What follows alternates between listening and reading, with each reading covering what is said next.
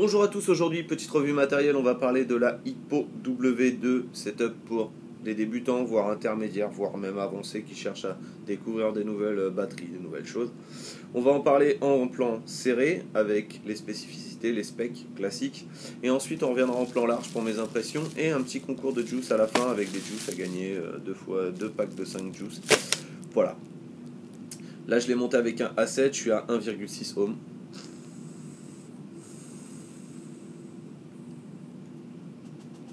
Ça va plutôt pas mal. On se retrouve en plan serré et on revient après en plan large pour les impressions et voir comment ça va. Je vous laisse avec le plan serré, à tout de suite. Nous voilà en gros plan avec l'Hippo W2 de chez Kangertech, dernière batterie. Batterie plutôt sympathique qui vous sera livrée avec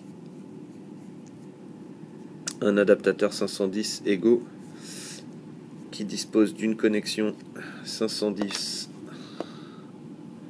native dont malheureusement le plot est fixe, n'est pas sur ressort, donc ce qui peut vouloir dire que certains de vos atomiseurs ne seront pas flush, malheureusement. En ce qui concerne la batterie en elle-même, elle fait 104 mm de long sur 18 mm de large. 18 mm qui est le diamètre d'un Pro-Tank, pour vous donner une idée. Dispose d'un petit switch en forme de bouclier complètement flush avec la batterie. On le sent quand même sous les doigts avec le petit entourage qu'ils ont fait. Forme de bouclier, c'est plutôt sympa, il n'y a pas de souci. Elle dispose également d'un écran OLED qui affiche la puissance, la résistance et le niveau de batterie. En ce qui concerne le réglage de la puissance, ça se fait par la molette qui se trouve en dessous, par incrément de 0,5 watts, et ça va de 3 à 15 watts, et ça tourne, ça revient à 3, sans discontinuer. Voilà.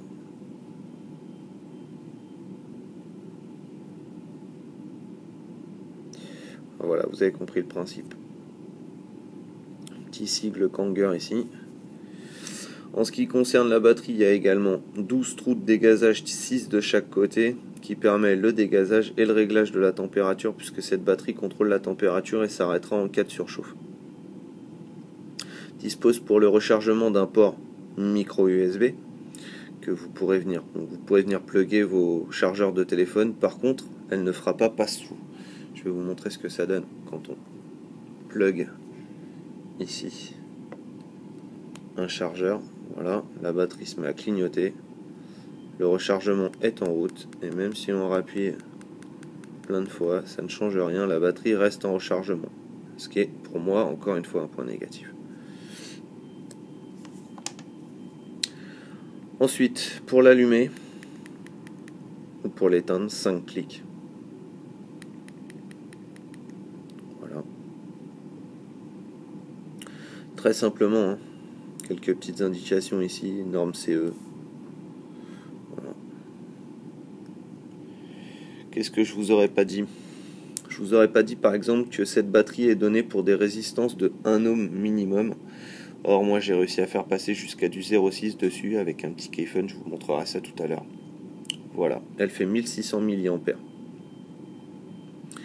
Voilà ce que j'avais à vous dire pour la Kanger Hippo W2. On repasse en plan large pour mes impressions, voir comment ça va, puis voir ce que ça donne avec différents atos. Et je vous dis à tout de suite. De retour en plan large avec l'Hippo W2. Donc, on va se faire vite fait les points négatifs, positifs. Pour moi, les points positifs, le fait que la batterie soit donc déjà avec des trous de dégazage suffisamment importants. Le petit écran OLED qui est pas mal, qui permet de mesurer la résistance, qui permet de faire varier la puissance. Ça, c'est plutôt pas mal. Le fait qu'elle soit livrée avec un petit adaptateur 510 Ego, c'est plutôt pas mal, même si on s'en sert peu à l'heure actuelle. Je trouve ça plutôt pas mal pour ceux qui ont encore des Kanger, MT3, etc. Et VOD, c'est plutôt pas mal. Voilà, ça fonctionne bien, ça fonctionne correctement, c'est pas non plus l'Amérique, mais ça fonctionne bien. Les points négatifs maintenant, le fait que ça soit pas passe-tout quand on raccorde le mini USB, le fait qu'on puisse pas l'adapter en chargement égaux, ça c'est un peu dommage aussi, ils auraient pu quand même faire un petit effort. Ce qu'il y a d'autre, la bague qui tourne très légèrement. Faudra bien penser à la verrouiller pour la mettre dans la poche à l'éteindre tout simplement. Ils auraient pu aussi prévoir un système de verrouillage, mais bon, c'est pas non plus déconnant. Ça fonctionne plutôt pas mal, hein. Ça fonctionne plutôt pas mal. Je vais mettre ici hop, le A7 dessus. Ça va me détecter une résistance complètement fantasque parce que mon A7 il déconne un peu. 1,9 ohms.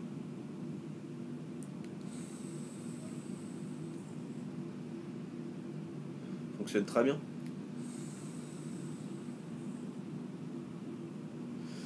Là, la restitution des 15 watts, elle y est, il n'y a pas de souci. Par contre, si on passe sur une résistance plus basse, le constructeur donne 1 ohm. Moi, je vois que quand je mets un Keyfun qui va normalement sur mon petit gros, donc qui est monté bas, enfin bas, relativement bas, à 0,6 ohm, il détecte bien les 0,6 ohms. Il fait bien feu. Par contre, il est loin de délivrer 15 watts. Mais ça fonctionne néanmoins.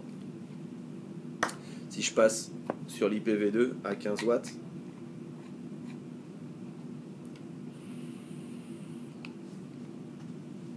on a clairement une différence. Donc, elle enverra correctement au-dessus de 1 ohm, ce qui est logique puisque c'est les prescriptions constructeurs. Voilà ce que j'avais à vous dire pour l'IPOW2. Une batterie que je recommande à tous ceux qui utilisent des clearomiseurs, très classique, qui cherchent une petite batterie pour un next step, pour une petite batterie à puissance variable, qui ne veulent pas s'encombrer avec un mode et qui veulent continuer à utiliser des clearomiseurs. C'est plutôt pas mal si vous avez beaucoup de clearomiseurs en 18 mm. Ça pourra faire l'affaire. J'ai essayé avec un Protank, je vais vous donner juste ce que ça donne avec un Protank, puisque je ne peux pas le faire fonctionner étant donné que j'ai cassé ma résistance ce matin.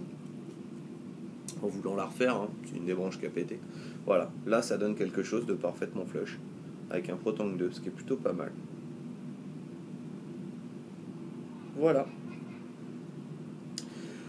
Voilà ce que j'avais à vous dire pour ça, pour l'IPOW2. Maintenant, je vais passer au petit concours dont je vous ai parlé. Il y a quelques temps, c'est un concours de juice débutant avancé, débutant intermédiaire. C'est du 80-20. Il y a quelques temps, j'avais fait des revues pour Pure e-liquide et le gérant de cette boîte m'avait dit si tu veux, je te donne un code promo. Tu pourras commander 10 juice, tu pourras les vaper ou faire ce que tu veux avec. Donc j'ai décidé évidemment de vous faire gagner ces 10 liquides. Donc j'ai commandé une sélection des meilleurs produits que j'ai trouvés dans ces gammes. Ça va être plutôt orienté tabac avec une petite exception pour la poire Williams qui est vraiment très bonne. J'ai pris 2 taux de nicotine, j'ai pris 5 juice en 6 mg, 5 juice en 12 mg. Donc voilà. Pour le premier, ça sera tabac Panama. Le deuxième, tabac Amsterdam. Le troisième, tabac Shaman. Le quatrième, tabac Namasté. Et le cinquième, poire Williams, comme je vous l'ai dit, qui est juste très très bon. 5 liquides. C'est une gamme tabac, certes, mais c'est une gamme tabac avec des saveurs de menthe, des saveurs orientales, chlorophylle, des saveurs épicées. Vraiment super bonne marque, super bonne gamme de liquides en 80-20. Voilà, c'est vraiment pas mal.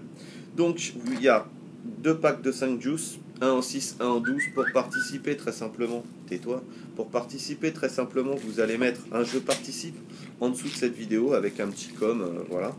Et le taux de nicotine que vous souhaitez avoir, donc soit 6, soit 12. Ce qui serait bien, c'est que vous ne mettiez pas les deux, que vous mettiez plutôt ce que vous vapez, sachant que c'est des liquides en 80-20. Voilà. Sur ce, je vais vous souhaiter à tous une très très bonne vape. Je sais même plus quoi vaper. Et vous dire à la prochaine dans d'autres vidéos. Voilà. Bonne vape.